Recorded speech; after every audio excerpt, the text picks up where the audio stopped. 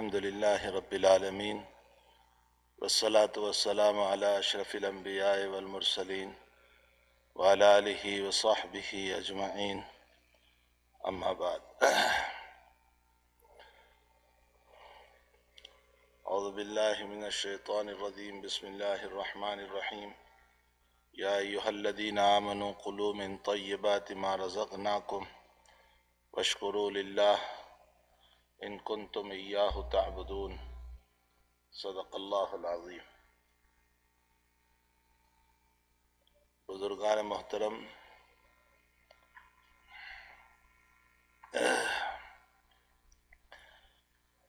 معزز بھائیو، دوستو، عزیزو، سب سے اہم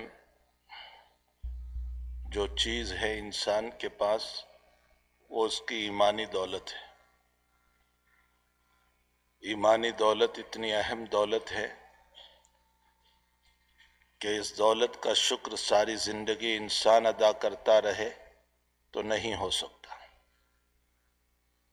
حضرت معاذ بن جبل رضی اللہ تعالیٰ عنہ نبی اکرم صلی اللہ علیہ وسلم کے ساتھ سواری پر سوار ہے اور حضرت نے پوچھا، یا معاذ ابن جبل؟ فرمایا، نعم یا رسول اللہ، لبیک و سعدیک، میں حاضر ہوں. تھوڑی دیر کے بعد فرمایا، یا معاذ؟ فرمایا، لبیک و سعدیک یا رسول اللہ. تھوڑی دیر کے بعد فرمایا، یا معاذ؟ فرمایا، لبیک و سعدیک یا رسول اللہ. جب 3 مرتبہ یہ فرمایا تو اس کے بعد فرمایا، ما حق اللہ علی العباد؟ معاذ، اللہ کا حق بندوں پر کیا ہے؟ اللہ کا حق بندوں پر. معاذ فرماتے ہیں، اللہ و رسولہ عالم، اللہ اس کا رسول بہتر جانتا ہے. آپ نے ارشاد فرمایا، معاذ، اللہ کا حق بندے پر یہ ہے کہ بندہ اللہ کے ساتھ کسی کو شریک نہ کرے، شرک نہ کرے، ذات میں بھی نہیں، صفات میں بھی نہیں. ذات میں اللہ ہی ایک ذات ہے جس کو سجدہ ہوگا، جس کی عبادت ہوگی.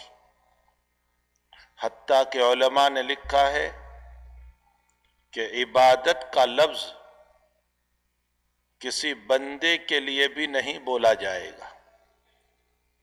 اگر کوئی کہے کہ نبی اکرم صلی اللہ تعالی علیہ وسلم کی عبادت کرتا ہوں، یہ غلط ہے. نبی علیہ السلام کی اطاعت کرتا ہوں. مخلوق کے لیے اطاعت ہے، اللہ کے لیے عبادت ہے. اللہ کے علاوہ ذات میں کسی کو شریک نہیں کرے گی. اللہ ہی ایک ذات ہے اور صفات میں بھی کوئی شریک نہیں ہوگا اللہ کے ساتھ. رزاق وہی ہے، شافی وہی ہے، اولاد دینے والا لینے والا وہی ہے، عزت ذلت کا مالک وہی ہے، مقام دینے والا اور گھٹانے والا وہی ہے. حضور پاک صلی اللہ علیہ وسلم فرماتے ہیں کہ مجھے معراج میں اللہ نے 3 چیزیں دی. نمبر 1، 5 نمازیں. نمبر 2، سورہ بقرہ کی آخری 2 آیتیں، آمن الرسول بما انزل الیہ من ربہ لا یکلف اللہ نفسا الا وسعہا، یہ 2 آیتیں. اور نمبر 3، من لا یشرک باللہ شیئا، جو اللہ کے ساتھ کسی کو شریک نہیں کرے گا، اللہ کہتا ہے میں اس کو جنت میں داخل کروں گا. ایک مرتبہ نبی اکرم صلی اللہ علیہ وسلم گھبرا کر صحابہ کے بیچ بیٹھے ہوئے تھے. کہیں تشریف لے گئے. حضرات صحابہ آپ کو تلاش کرنے لگے کہ کہاں چلے گئے آپ. حضرت ابو ہریرہ رضی اللہ تعالیٰ عنہ تلاش کرتے کرتے پتہ چلا ایک باغ میں ہے. تو اس باغ میں گئے. ابو ہریرہ کہتے ہیں میں اتنا گھبرایا ہوا تھا کہ مجھے دروازہ نہیں مل رہا تھا. تو پانی جانے کا جو راستہ تھا میں اس میں لومڑی کی طرح، فاکس کی طرح سکر کر کے اندر گیا. اندر جب گیا تو حضرت نے مجھے دیکھ کر فرمایا ابو ہریرہ. نام یا رسول اللہ. کیسے آ گئے؟ فرمایا حضرت ہمیں یہ ڈر ہوا کہ کوئی آپ کو تکلیف نہ پہنچا دے.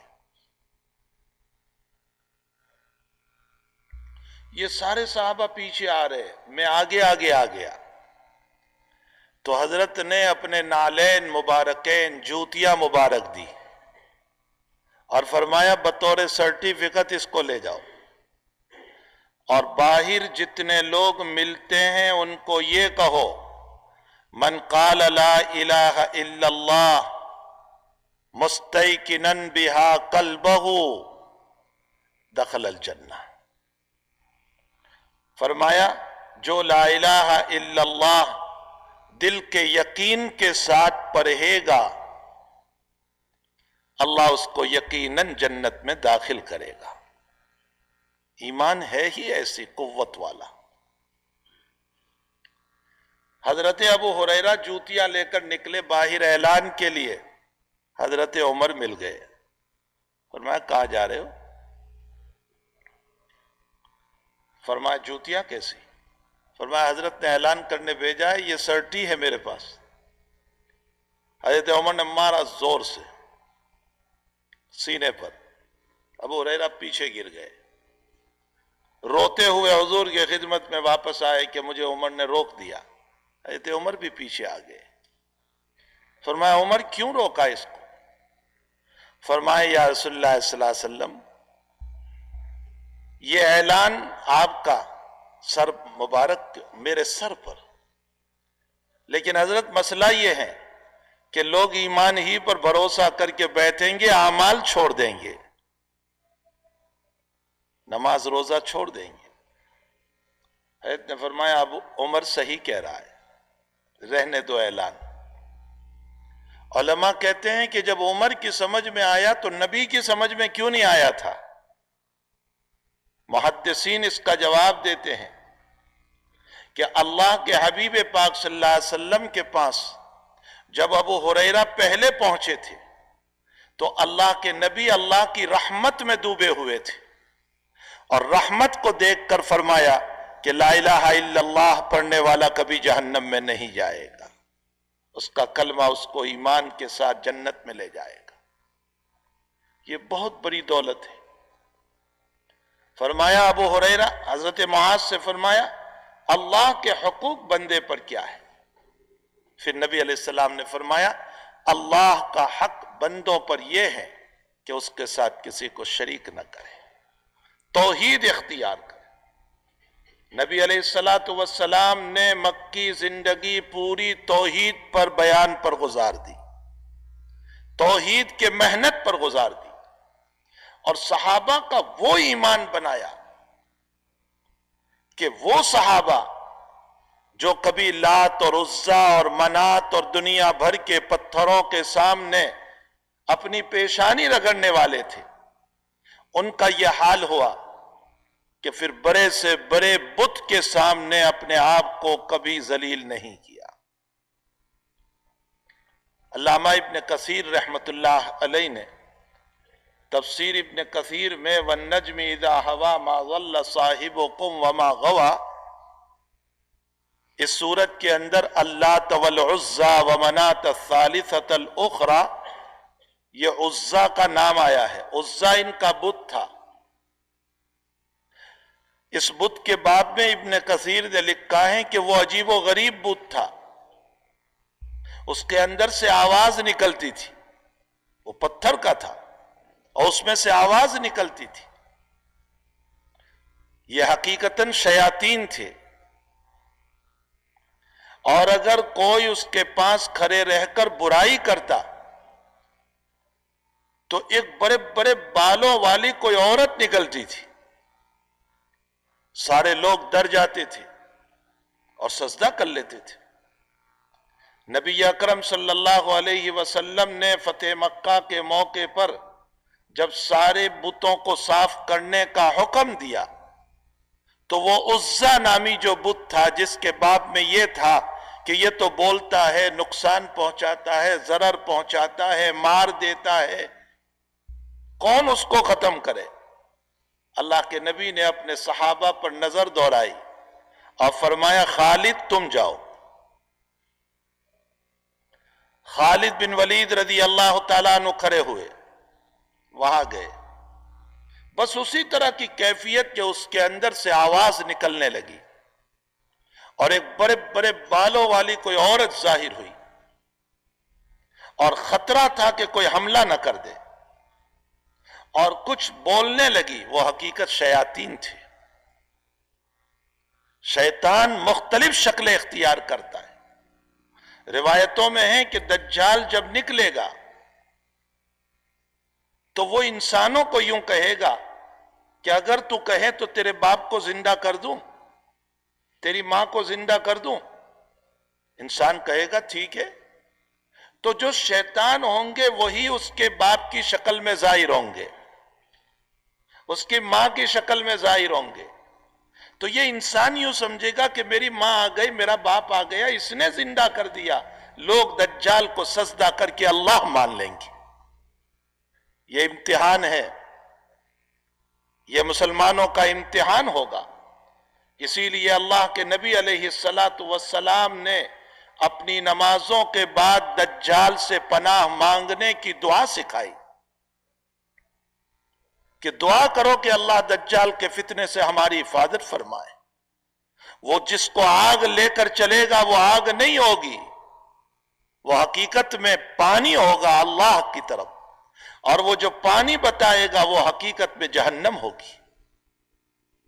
یہ امتحانات ہے، یہ ابتلاعات ہے، یہ آزمائشیں ہیں جو اللہ کی طرف سے بندوں کے اوپر آنے والی ہے۔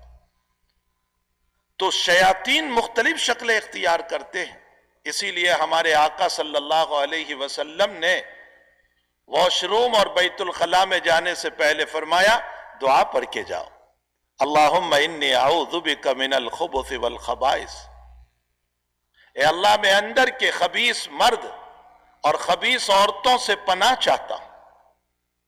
واش روم کے 9 آداب بیان فرمائے ہیں علماء نے۔ ہمارے پاس وہ کہاں 9 آداب ہے واش روم میں جاتے ہوئے؟ 9 آداب نبی علیہ السلام نے بیان فرمائے، اور علماء نے روایتوں کی روشنی میں ان 9 آداب کو بیان کیا۔ پہلا ادب تو یہ بیان کیا کہ واش روم میں جانے سے پہلے دعا پڑھ لو، اللہم انی اعوذ بک من الخبث والخبائث۔ دوسرا ادب یہ بیان کیا کہ اندر میں جانے کے بعد تخیلات فاسدہ میں نہ جاؤ، گندے خیالات میں نہ جاؤ۔ تیسرا ادب یہ بیان کیا کہ استنجا اچھی طرح کرو، اچھی طرح۔ بخاری شریف میں روایت ہے نبی علیہ السلام کا گزر 2 قبروں کے اوپر سے ہوا، حضرت کے کانوں میں آواز آئی کہ ان دونوں کو عذاب ہو رہا ہے۔ آپ نے کھجور کی تر 2 لکڑی لی اور دونوں پر رکھ دی اور فرمایا اللہ سے امید ہے کہ اللہ تعالیٰ اس پر عذاب کو ہلکا کر دے۔ وہ دونوں مومن تھے۔ فرمایا اس میں سے ایک تو چغل خوری کرتا تھا، اس کی بات اس کو اور اس کی بات اس کو، تاکہ لڑائی ہو جائے، امت میں فساد۔ اللہ امت کی اس بیماری سے حفاظت فرمائے۔ یہ جو چغلی ہے نا، بہت بری عادت ہے، بہت بری بیماری ہے،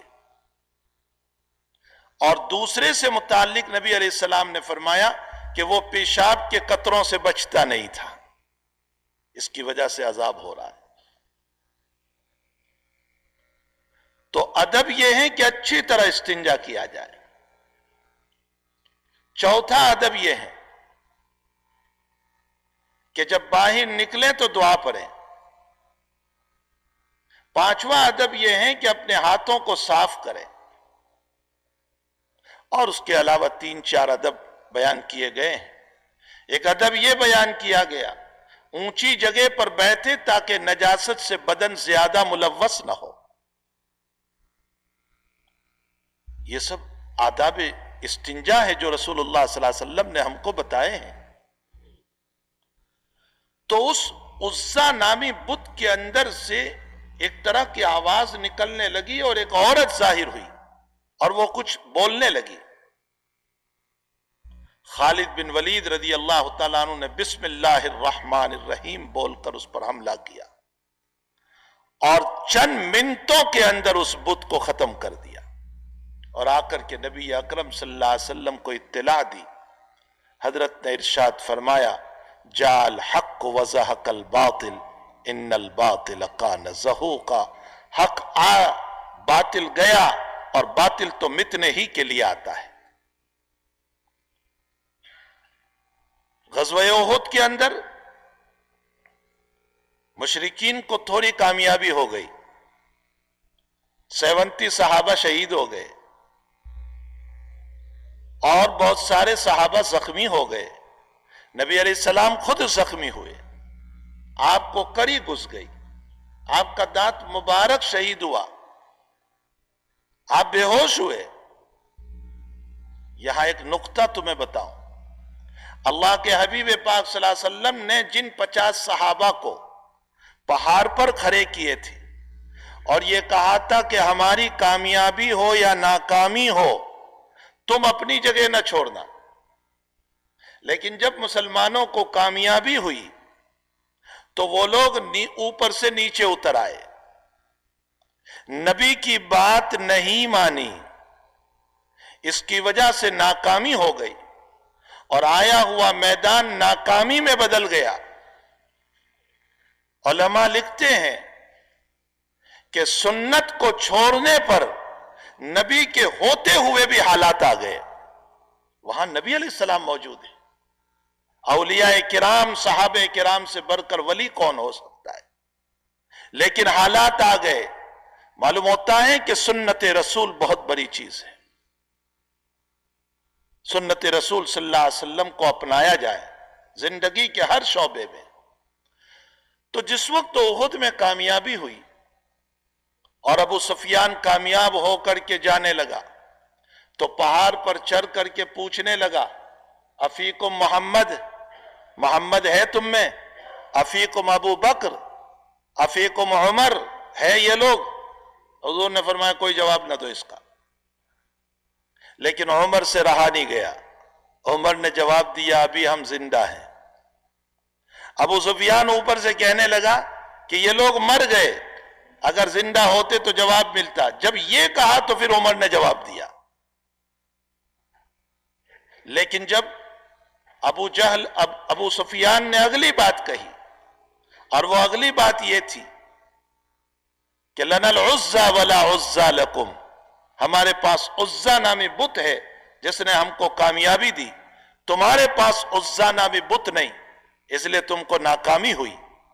تو اللہ کے حبیب نے فرمایا یہاں چپ نہ رہو، جواب دو. یہ توحید کو چیلنج ہے، یہ اللہ کی ذات پر چیلنج ہے، یہ میری نبوت کو چیلنج ہے، اس لیے کہ نبی توحید بیان کرنے آتا ہے. فرمایا اس کا جواب دو. صحابہ نے فرمایا کیا جواب دیں اس کو؟ فرمایا اس کو جواب دو لنا المولا ولا مولا لکم، اللہ ہمارا ہے تمہارا نہیں.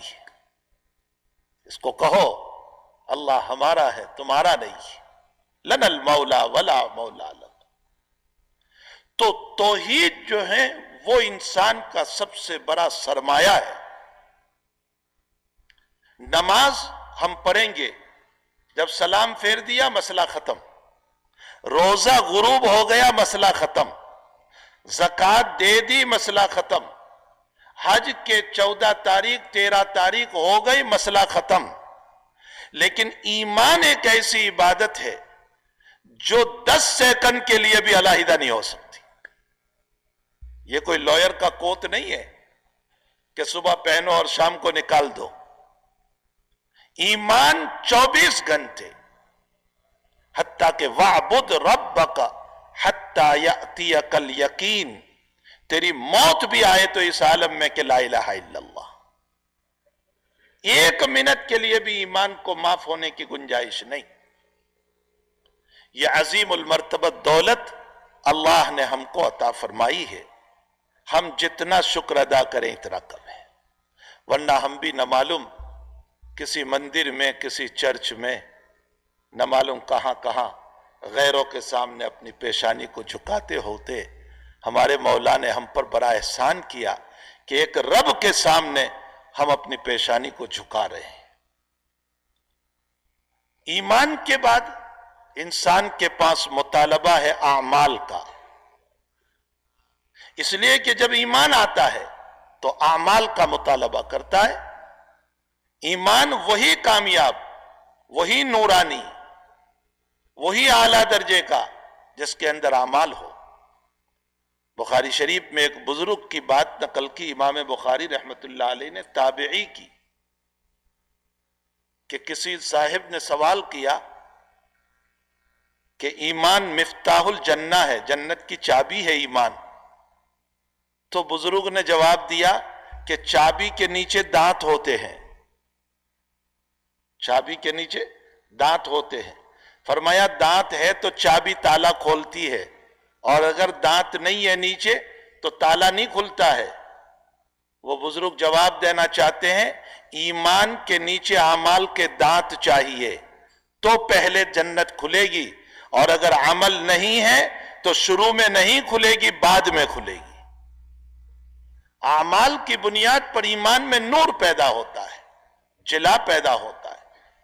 اور ان اعمال میں سب سے اہم، سب سے اعلیٰ، سب سے افضل جو عبادت ہے وہ نماز ہے. سب سے افضل عبادت وہ نماز ہے. نماز کے لیے وہ شرائط رکھے ہیں کہ جن شرائط کا ہمیں لحاظ کرنا چاہیے. میں ان شرائط میں سے اس وقت 2-3 منٹ میں ایک شرط کے متعلق 2-3 باتیں ذکر کرتا ہوں. وہ شرط ہے طہارت. طہارت، پاکیزگی، انسان کا پاک ہو کر اللہ کے دربار میں آنا. اور اس میں وضو. وضو کا لفظ نکلا ہے ضوءن سے، اور ضوءن کا معنی روشنی. انسان وضو کرتا ہے، اللہ اس کے چہرے کو منور بناتا ہے. انسان وضو کرتا ہے، اللہ قیامت کے دن اس کے چہرے کو نورانی بنائے گا. وضو تو پہلی امتوں میں بھی تھا، یہ نہیں کہ اس امت کی خصوصیت ہے.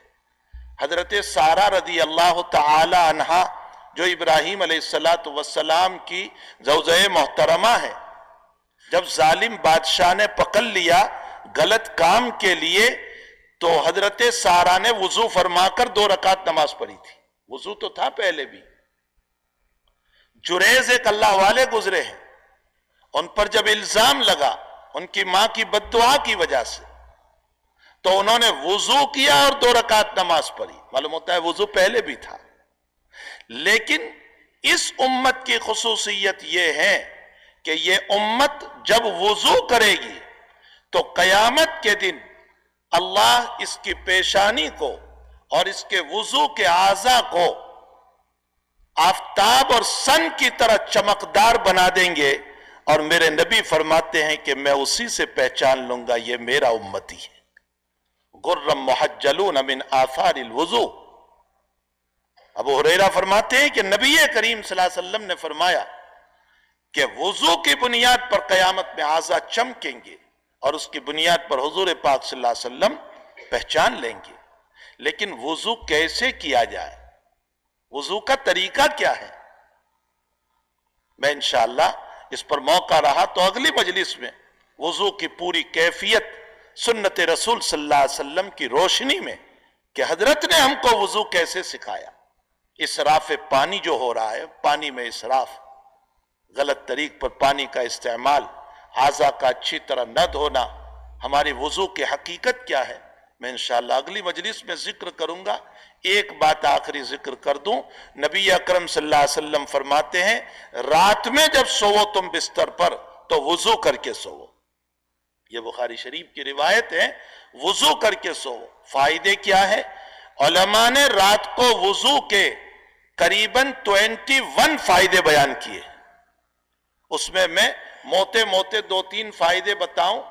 رات میں گندے خواب نہیں آئیں گے، گندے ڈریم نہیں آئیں گے، خیالات فاسدہ نہیں آئیں گے، سوتے ہوئے ٹینشن نہیں آئے گا، چہرہ منور ہوگا، اور دعا پڑھ کے سویا ہے موت آ گئی تو خاتمہ بالخیر ہوگا۔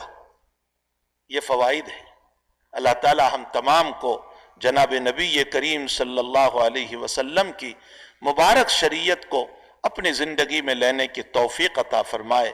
وصلی اللہ علی النبی الکریم برحمتک یا ارحم الراحمین۔